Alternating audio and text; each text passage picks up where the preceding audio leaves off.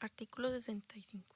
Para la evaluación económica de las proposiciones bajo mecanismo de evaluación binaria se considerarán los siguientes aspectos. 1. Que se cuente con toda la información solicitada. 2. Que los precios de costo directos de los insumos sean aceptables. Conformidad con las condiciones de pago se deberán de verificar los siguientes.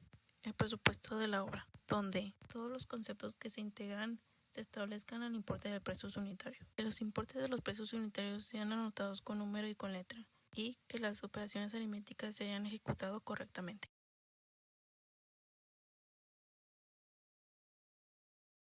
2. Que el análisis, cálculo e integración de los precios unitarios se hayan realizado de acuerdo con lo establecido en este reglamento, debiendo revisar que los precios unitarios estén estructurados con costos directos e indirectos de financiamiento por utilidad o cargos adicionales. Que los costos directos se integren a los correspondientes a materiales, pues a instalación permanentes, manos de obra, maquinaria y equipos de construcción. Que los precios básicos se encuentren vigentes en el mercado. Que los costos básicos de mano de obra se apliquen a los factores de salario real, a los sueldos y salarios de los técnicos trabajadores conforme a lo previsto en este reglamento. Que el cargo en uso de herramienta menor se encuentre incluido y que los costos horas por la utilización de maquinaria y equipos se hayan determinado por la hora efectiva del trabajo.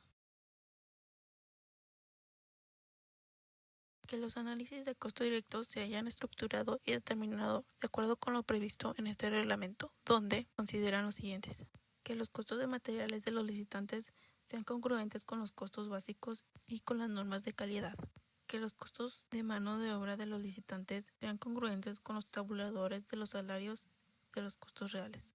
Y los costos horarios de la maquinaria y equipo se hayan determinado con base en el precio y rendimiento de estos. 4. Que los análisis de costo indirecto se hayan estructurado y determinado de acuerdo con lo previsto en este reglamento, debiendo además de considerar que el análisis se haya valorizado y desglosado por conceptos con su importe correspondiente. Que para el análisis de los costos directos se hayan considerado adecuadamente los correspondientes a las oficinas centrales del licitante y que no se hayan incluido algún cargo que deba pagarse aplicando un precio unitario específico. 5. Que los análisis, cálculo e integración del costo financiero se hayan determinado considerando lo siguiente. Que los ingresos por concepto del o los anticipos serán otorgados al contratista, consideren su plazo de trámite y pago. Que el costo del financiamiento esté representado por un porcentaje de la suma de los costos directos e indirectos. Que la tasa de interés aplicable se defina con base en un indicador económico específico. Que el costo de financiamiento sea congruente con el programa de ejecución valorizada con un monto mensual. Y que la mecánica para el análisis y cálculo del costo por financiamiento sea congruente con lo que se establezca en la convocatoria. 6. Que el cargo por utilidad fija por el licitante se encuentre de acuerdo a lo provisto en este reglamento. 7. Que el importe total de proposiciones sea congruente con todos los documentos que se le integren. 8. Programas específicos de erogaciones de materiales, manos de obra y maquinaria y equipos de construcción de instalaciones permanentes sean congruentes con el programa de erogaciones de la ejecución general de los trabajos. Tratándose de proposiciones que consideren condiciones de pago a precio alzado. 1. El presupuesto de la obra, donde se establezcan el importe de toda y cada una de las actividades que integran el presupuesto, que los importes sean anotados con números y con las letras, el importe total de la proposición sea congruente con todos los documentos que se le integran. Una congruencia entre la red de actividades, la cédula de avances y pagos programados y el programa de ejecución de los trabajos y que estos sean coherentes con el procedimiento constructivo. Que exista una congruencia entre las actividades descritas en la red, cédula de avances y pagos programados y el programa de ejecución. Y que los programas específicos de erogación sean congruentes con el programa general de ejecución de los trabajos y los insumos de los licitantes correspondan a los periodos presentados en los programas. Artículo 66. La convocante solicitará que se realicen las aclaraciones pertinentes o que se aporten documentos o información adicional mediante escrito dirigido a la licitante, al cual se notificará en el domicilio que éste haya señalado o bien a través de Compranet. Si existe algún error mecanográfico, este podrá ser corregido mientras no se implique la modificación de precios unitarios o importes de actividades, de obras o servicios en precio alzado. La convocante no deberá desechar las proposiciones y dejará constancia de la corrección efectuada.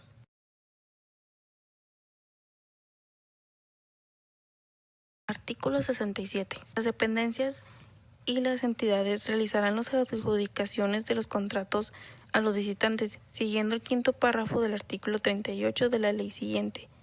1. La proposición que hubiera ofertado el precio más bajo si es que se utilizó la evaluación binaria. O 2. La proposición que haya obtenido el mayor puntaje o ponderación cuando se aplicó el mecanismo de puntos o porcentajes.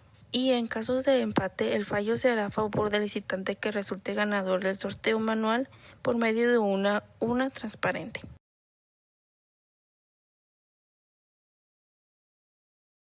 Artículo 68. Al finalizar la evaluación de las proposiciones, las dependencias y entidades deberán emitir un fallo, a lo establecido en el artículo 39 de la ley. Los fallos de los licitantes internacionales serán publicados en el Diario Oficial de la Federación dentro de los 72 días naturales siguiendo a los de su emisión. En el caso de que el convocante no proporcione correo electrónico, la convocante quedará suelta de la obligación de realizar aviso. Artículo 69. La convocatoria tendrá que contener las causas de desechamiento de las otras proposiciones, de acuerdo a las siguientes causas. 1. La falta de información o documentos. 2. Que el incumplimiento de las condiciones legales, técnicas y económicas. 3. Que sea información falsa. 4. Que ya haya estado penalizado. 5. La falta de presentación de los escritos. O 6. Que sean muy caras. Artículo 70. Las dependencias, cuando cancelen una licitación, notificarán al órgano interno y a los licitantes dentro de 10 días hábiles siguientes de la cancelación. El pago de los gastos no recuperables se limitará a los siguientes conceptos. 1. Que los costos de los pasajes y hospedajes del personal que haya asistido a la visita del sitio, juntas y actos, solo cuando éste no resida en el lugar de procedimiento. 2. Pagos de honorarios del personal técnico, profesional y administrativo que participó de forma directa, costos de materiales de oficina e impresiones. Los licitantes podrán solicitar a la dependencia en un plazo máximo a 3 meses y se pagarán máximo 45 días naturales posteriores. Si se trata de fuerza mayor, las dependencias podrán abstenerse de realizar pago alguno. Artículo 71. Si los precios de los insumos son notoriamente superiores de acuerdo a la investigación de mercado, la dependencia podrá rechazar la proposición. Artículo 72. Si se persiste que la licitación sea desierta, se podrá emitir una segunda convocatoria o aplicar una excepción cuando los requisitos o el carácter de la licitación pública sean modificados con respecto a la primera convocatoria a la licitación pública. Cuando los requisitos o el carácter de la licitación se modifique, esta tendrá que convocar un nuevo procedimiento de contratación. Artículo 73. Cuando se someta a consideración el Comité de Ejecución de los Trabajos, el documento suscrito por el titular del área responsable ha de tener la información siguiente. 1. La descripción de las obras o servicios que se pretenden contratar. 2. Plazos por ejecución de las obras o servicios. 3. El resultado de la investigación de mercado. 4. Procedimientos de contratación propuesto. 5. El monto estimado de contratación y forma de pago. 6. Los datos generales de las personas propuestas, mencionando capacidad técnica y experiencia. 7. Acreditación del o los criterios de economía, eficacia, eficiencia, imparcialidad, honradez y transparencia. Y 8. El lugar y fecha de emisión. Artículo 74. Cuando la dependencia quiera hacer adjudicación directa o hacer la invitación a cuanto menos 3 personas, se deberá considerar: 1. Los documentos que acrediten la titularidad de la persona. 2. En adjudicación directa, la dependencia o entidad tendrá que con la investigación de mercado que se encontró la mejor propuesta. 3. Se considera fines militares o para la Armada cuando tengan relación directa. 4. Cuando sea de fuerza mayor, donde se podrá un anexo casual directo explicando la imposibilidad o impedimento de la dependencia o entidad. 5. Cuando el adjudicante ganador haya sido rescindido, tendrá que adjudicar el segundo o el más bajo. Artículo 75. Los rangos de los montos máximos se determinarán en función del recurso total autorizado que la dependencia o entidad asigne a cada área para la realización de obras y servicios. Este fraccionamiento de las operaciones se consideran conforme a las siguientes circunstancias. 1. Siguiendo el artículo 48, la suma de sus importes supere el monto máximo. 2. Los trabajos objeto de la contratación se refiere a la misma obra o el proyecto. 3. Los responsables de la construcción puedan prever la contratación de las obras o servicios en un solo procedimiento. 4. Las operaciones se realicen en un solo ejercicio fiscal. Y 5. Solicitudes de contratación se hayan hecho por la misma área requerida y responsable y sean la misma, o que el área requerida sea la misma y el área responsable sea diferente. En el artículo 76 habla que en los procedimientos de adjudicación directa, la dependencia o entidad considerará la información contenida en el Registro Único de Contratistas, en los términos que para el tal efecto establezca la Secretaría de la Función Pública. Artículo 77. En los procedimientos de una invitación de cuando menos 3 personas se aplicarán las siguientes. La selección de participantes podrá hacerse entre los contratistas que se encuentren inscritos en el Registro Único de Contratistas. La inasistencia del representante invitado del órgano interno no será impedimento para continuar el procedimiento de invitación a cuando menos 3 personas. La difusión en Compranet y en la página de internet de la dependencia o entidad de las invitaciones restringidas se realizarán el mismo día en que se entregue la última invitación y estarán disponibles hasta el día en que se emita el fallo correspondiente. Las 3 proposiciones para llevar la adjudicación correspondiente serán seleccionadas el día de la apertura de proposiciones. Cuando la convocante opte por no realizar junta de aclaraciones, se deberá proporcionar las indicaciones y términos donde podrán solicitar las aclaraciones respectivas. No es aplicable la presentación de propuestas conjuntas a cuando menos que la convocante fomente la participación de los MIPYMES o por necesidad técnica, siguiendo el artículo 36, párrafo 2 de la ley y artículo 47 de este reglamento. Artículo 78. El procedimiento a llevar cuando no se tengan las 3 proposiciones en una invitación restringida que sean desechadas en el fallo o la dependencia o entidad se declare desierto, deberá realizar una segunda invitación. En caso de que declararse desierto el segundo procedimiento de invitación a cuando menos 3 personas, se podrá conceder directamente el contrato por el titular del área sin necesidad de obtener un dictamen de procedencia del comité. El contrato deberá contener el programa de ejecución, el presupuesto y anexos técnicos. Se deberá establecer el mecanismo de ajuste de costos que haya determinado la dependencia o entidad en la convocatoria de la licitación pública. Cuando se trate de contratos celebrados con moneda extranjera, estos seguirán los términos del artículo 184 de este reglamento, y la vigencia iniciará con la suscripción del mismo por el contratista y esta finalizará cuando se firme el acta de extinción de derechos y obligaciones de las partes. El contrato deberá establecer un monto de la garantía de cumplimiento previsto en el procedimiento de contratación de que se trate y el porcentaje de reducción al mismo, así como la previsión de las penas convencionales. Si existe alguna discrepancia entre la convocatoria de la licitación pública, la invitación restringida o la solicitud de cotización, prevalecerá lo establecido en la convocatoria. El área responsable de la contratación deberá entregar al contratista una copia firmada una vez cumplido el plazo con referencia al artículo 47. Artículo 80. El contrato deberá ser firmado cuando la proposición ganadora de la licitación pública haya sido presentada en forma conjunta por varias personas. El contrato deberá estipular la forma en que las personas que integran la proposición conjunta hayan acordado en el convenio respectivo la parte de los trabajos que ejecutará cada una, así como si quedaran obligadas en forma solidaria o mancomunadas respecto al cumplimiento del contrato. Artículo 81. Para la formalización de los contratos, se deberá obtener la firma del servidor público de la dependencia o entidad y la firma del contratista. La utilización de los medios remotos de comunicación electrónica que autorice la Secretaría de la Función Pública en la formalización de los contratos se llevará a cabo conforme a las disposiciones administrativas que el efecto expida esa dependencia. La fecha, hora y lugar para la firma del contrato será la determinada en la convocatoria de la licitación pública o en la invitación a cuando menos 3 personas y la falta se atenderá a la fecha, hora y lugar indicada en el fallo. Para determinar e informar que el licitante dejó de formalizar injustificadamente la dependencia o entidad, deberá de esperar hasta que el plazo haya agotado. Ahora, si el contrato no se ha firmado por el licitante ganador, este procederá a la adjudicó nula del mismo. En el caso de la adjudicación directa, la fecha, la hora y el lugar para la firma del contrato serán las que determinen el área contratante en la notificación de este. Artículo 82.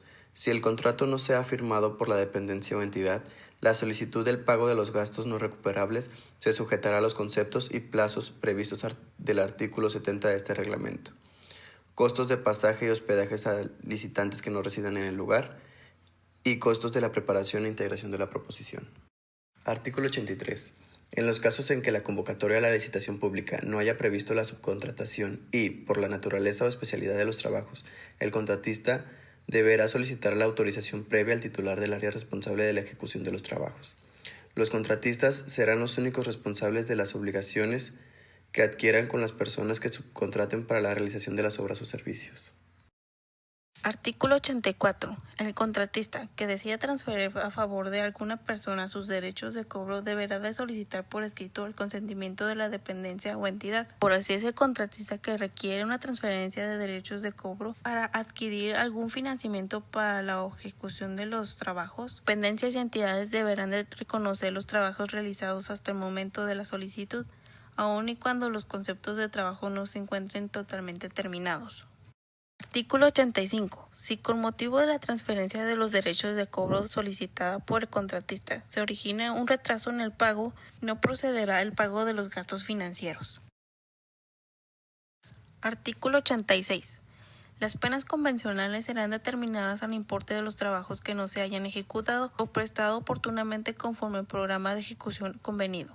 Conforme a la fecha de corte para el pago de estimaciones pactada en el contrato, se considera para el cálculo de estas al avance físico de los trabajos. Y las penas convencionales se aplicarán considerando los ajustes de costos sin incluir el impuesto al valor agregado.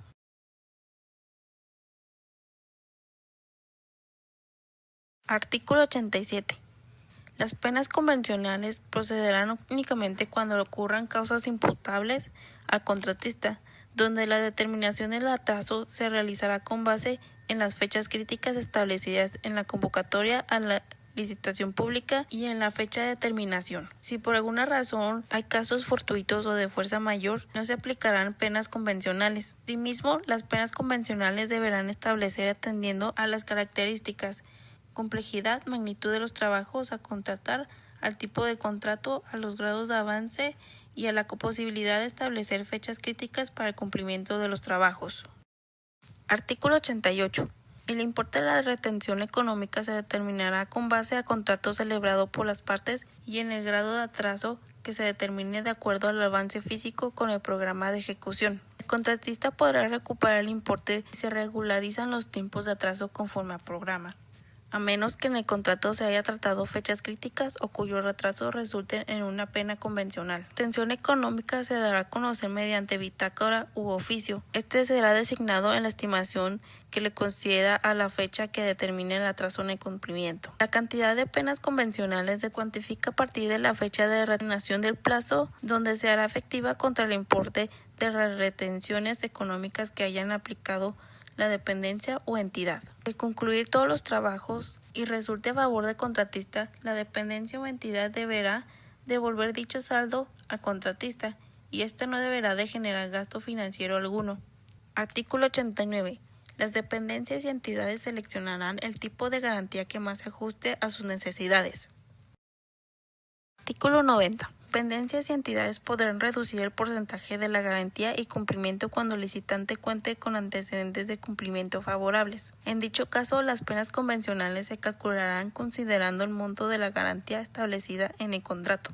Y en los procedimientos de contratación en los que se efectúa la presentación de la garantía de cumplimiento de contrato, la invitación a cuanto menos 3 personas o en la solicitud de cotización, se indicará que en las proposiciones o cotizaciones no se deberá incluir los costos por dichos conceptos. El monto máximo de las penas convencionales por atraso será del 20% del monto del contrato, saldo cuando se trate de licitantes que se ubiquen en el supuesto señalado en la fracción 9 del artículo 42 de la ley, caso en el cual el monto máximo de las penas convencionales será del 10%. No se solicitará la presentación de la garantía de cumplimiento ni la incorporación de las cláusulas penales. Sin embargo, deberá de exigirse la garantía de los defectos, vicios ocultos y cualquier otra responsabilidad. Una vez entregadas las garantías, la dependencia levantará acta para la eliminación de la garantía. Y las dependencias que cancelen las garantías deberán comunicarlo a la Tesorería de la Federación dentro de los 15 días hábiles siguientes. Artículo 91. La garantía de cumplimiento de las obligaciones derivadas del contrato no podrán ser menor al 10% del monto total autorizado al contrato en cada ejecución. La garantía de cumplimiento será efectiva por el monto total de la obligación garantizada, salvo que, por la naturaleza de las obras y servicios en el contrato, se haya estipulado la divisibilidad de la misma. La garantía de cumplimiento deberá ser entregada a la dependencia o entidad dentro de los 15 días naturales siguientes a la fecha en que la licitante a quien se le haya adjudicado el contrato reciba la notificación del fallo, pero antes de la firma del contrato. La modificación en monto o plazo de los contratos conllevará el respectivo ajuste a la garantía de cumplimiento. Cuando se trate de un incremento en el monto o una ampliación en el plazo en que no se encuentren cubiertos por las garantías originales otorgadas, deberá de estipularse en el convenio modificatorio el plazo para entregar la ampliación de la garantía. No deberá de exceder 10 días naturales siguientes a la firma, así como incluirse una cláusula resolutoria del convenio en el caso de que la ampliación de garantía no sea entregada en el plazo. Artículo 92. Cuando los trabajos se realicen en más de un ejercicio presupuestario, la garantía de cumplimiento deberá sustituirse en los siguientes ejercicios en proporción al monto autorizado para el ejercicio presupuestal de que se trate, considerando los trabajos faltantes de ejecutar, actualizando los importes de costos autorizados y las modificaciones contractuales. La garantía deberá ser entregada a la dependencia o entidad dentro de los 15 días naturales siguientes. A petición del contratista, la dependencia o entidad podrá acceder a que no se sustituya la garantía otorgada en el primer ejercicio fiscal, siempre que continúe vigente y su importe mantenga la misma proporción que la del primer ejercicio. En el artículo 93 nos habla que una vez que haya sido constituida y entregada la dependencia o entidad, la garantía que alude el artículo 66 de esta ley, la garantía de cumplimiento otorgada en el primer ejercicio, en caso de que no haya sido sustituida o la garantía otorgada en el último ejercicio de ejecución de los trabajos, se podrá cancelar. Artículo 94. Cuando los trabajos se realicen en más de un ejercicio presupuestario, el contratista deberá entregar las garantías de los anticipos para el primer ejercicio, en la fecha y lugar establecidos en el contrato o, en su defecto, dentro de los 15 días naturales siguientes a la fecha de notificación del fallo. Para los ejercicios siguientes se entregarán dentro de los 15 días naturales siguientes a la fecha en la que la dependencia o entidad notifique por escrito al contratista el monto del anticipo que se le otorgará, atendiendo a la inversión autorizada del contrato para el ejercicio de que se trate. Las garantías previstas en el párrafo anterior solamente se cancelarán cuando se hayan amortizado totalmente los anticipos otorgados, o bien en el supuesto a que se refiere el número 2 del inciso B de la fracción 3 del artículo 143 de este reglamento. Artículo 95. Las garantías que se otorguen para responder por las obligaciones previstas en el primer párrafo del artículo 66 de la ley se sujetarán a los términos, plazos y condiciones establecidos en el contrato y son independientes a las penas convencionales. Las garantías señaladas en el párrafo anterior se cancelarán una vez transcurridas 12 meses, a partir de la fecha del acta de recepción física de los trabajos, siempre y cuando no haya surgido una responsabilidad a cargo del contratista. Artículo 96. Cuando aparezcan defectos, vicios ocultos o cualquier otra responsabilidad atribuida al contratista en los trabajos realizados dentro del plazo cubierto por la garantía, la dependencia o entidad deberá de hacer el conocimiento de la fianzadora en caso de la garantía se hubiera considerado mediante fianzo, a efecto de que éste no sea cancelado. Dentro de un plazo máximo de 30 días naturales, la dependencia o entidad procederá a hacer efectiva la garantía. Artículo 97. Si la garantía se constituyó mediante aportación líquida de recursos en un fideicomiso, transcurrido el plazo a que se refiera al artículo 66 de la ley, el contratista podrá retirar su aportación, además de los rendimientos obtenidos, para la cual la dependencia o entidad instruirá por escrito lo procedente a la institución fiduciaria. En el caso de haberse expedido carta de crédito irrevocable, el contratista obtendrá de la dependencia o entidad la orden de cancelación correspondiente para su trámite. Artículo 98. Los contratistas podrán otorgar las garantías a que se refiere la ley y este reglamento, en alguna de las formas previstas en el artículo 137 del reglamento de la Ley del Servicio de Tesorería de la Federación en el caso de dependencias, o en las disposiciones aplicables tratándose de entidades. Cuando la forma de garantía sea mediante fianza, se observará lo siguiente. 1. La póliza de la fianza deberá contener como mínimo las siguientes previsiones. A. Que la fianza se otorgará atendiendo a todas las estipulaciones contenidas en el contrato. B. Que para cancelar la fianza será requisito contar con el acta administrativa de extinción de derechos y obligaciones, o bien el finiquito, y, en caso de existir saldos a cargo del contratista, la liquidación correspondiente. En el caso de la fianza que se constituya como garantía, el contratista deberá presentar a la afianzadora el acta de recepción física de los trabajos después de transcurrido el plazo de 12 meses. De presentarse el supuesto a que se refiere el artículo 96 del presente reglamento. El contratista presentará ante la afianzadora un escrito de la dependencia o entidad en la que señale su inconformidad para cancelar la fianza. C. Que la fianza permanecerá vigente durante el cumplimiento de la obligación que garantice y continuará vigente en caso de que se otorgue prórroga al cumplimiento del contrato, así como durante la substanciación de todos los recursos legales o de los juicios que se interpongan y hasta que se dicte resolución definitiva que quede firme. D. Que la afianzadora acepta expresamente someterse a los procedimientos de ejecución previstos en la Ley Federal de las Instituciones de Fianza para la efectividad de las fianzas, aun para el caso de que proceda el cobro de indemnización por mora, con motivo del pago extemporáneo del importe de la póliza de fianza requerida. Tratándose de dependencias, el procedimiento de ejecución será el previsto en el artículo 95 de la citada ley, debiéndose atender para el cobro de indemnización por mora lo dispuesto en el artículo 95 bis de dicha ley. 2. En caso de la celebración de convenios, para ampliar el monto o el plazo de ejecución del contrato, se deberá realizar la modificación correspondiente a la fianza. 3. Cuando al realizarse el finiquito resulten saldos a cargo del contratista y éste efectúe la totalidad del pago en forma incondicional, las dependencias y entidades deberán cancelar la fianza respectiva. Y 4. Cuando se requiera hacer efectiva las fianzas, las dependencias deberán remitir a la Tesorería de la Federación dentro del plazo a que se hace referencia al artículo 143 del Reglamento de la Ley de Servicios de Tesorería de la Federación, la solicitud donde se precise la información necesaria para identificar la obligación o crédito que se garantiza, y los sujetos que se vinculan con la fianza, debiendo acompañar los documentos que soporten y justifiquen el cobro, de conformidad con lo dispuesto por el reglamento del artículo 95 de la Ley Federal de Institución de Fianzas, para el cobro de fianzas otorgadas a favor de la Federación, del Distrito Federal, de los estados y de los municipios distintas de las que garantizan obligaciones fiscales federales a cargo de terceros. Tratándose de entidades, la solicitud se remitirá al área correspondiente de la propia entidad. Las modificaciones a las fianzas deberán formalizarse con la participación que corresponda a la afianzadora, en términos de las disposiciones aplicables.